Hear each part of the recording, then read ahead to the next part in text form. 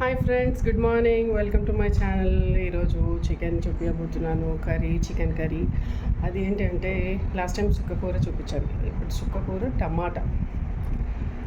Super ఉంటుంది friends, చూసేయండి. ఓకేనా? రెడీ. ఆనియన్స్ రెడీ చేసుకున్నాను సుక్కకూర టమాటా చికెన్కి.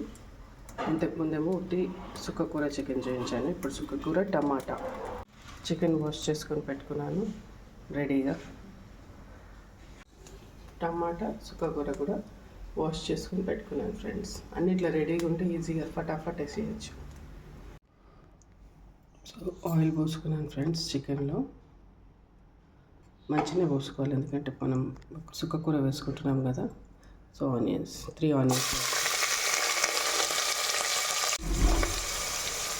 కొద్దిగా లైట్ బ్రౌన్ కావాలి. ఇది లైట్ బ్రౌన్ అయితే మనం వేరే వేసుకోవాలి. సో లైట్ బ్రౌన్ అయిపోయాయి కదా ఫ్రెండ్స్. ఇప్పుడు మనము జింజర్ గార్లిక్ పేస్ట్, పసుపు, హాఫ్ స్పూన్ సాల్ట్ తగినంత, అండ్ కారం 2 స్పూన్స్. సో మంచిగా మిక్స్ చేసుకొని ఫస్ట్ టమాటాలు వేసుకోవాలి ఫ్రెండ్స్, ఎందుకంటే టమాటాలు వేయాలి కదా. కొంచెము టమాటాలు వేసుకోవాలి. సో ఇప్పుడు మేము టమాటాలు వేసుకున్నాం ఫ్రెండ్స్. నేను 3.5 టమాటాలు తీసుకున్నాను. కొంచెం వేగాక మేము సుక్కకూర వేసుకున్నాం.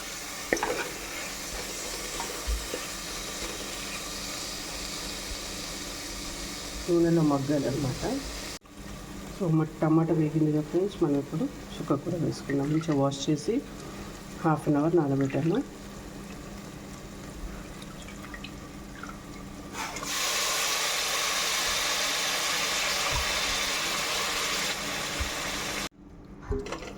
సో ఇలా మంచిగా కలుపుకొని ఇప్పుడు మనము చికెన్ వేసుకుందాం ఫ్రెండ్స్.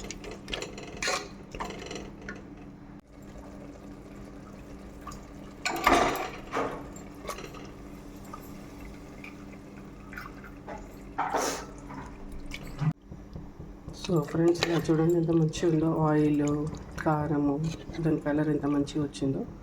సో ఇప్పుడు మనము గరం మసాలా వేసుకొని వాటర్ కొద్దిగా పోసుకోవాలి ఫ్రెండ్స్, ఎందుకంటే ఇది చెప్పాను కదా ఇంతకుముందు, ఈ పచ్చకూరలు దేంట్లైనా మనం వేసుకోవద్దు ఫస్ట్ ఆఫ్ ఆల్.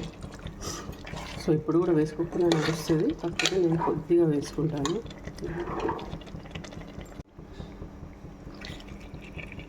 కొద్దిగా వాటర్ పోసి లిడ్ పెట్టేస్తాను ఫ్రెండ్స్. విజిల్స్ 4-5 పెట్టి తర్వాత చూద్దాం. సో ఫ్రెండ్స్ చూడండి ఇంత మంచిగా అయిపోయింది, టేస్టీ యమ్మీ.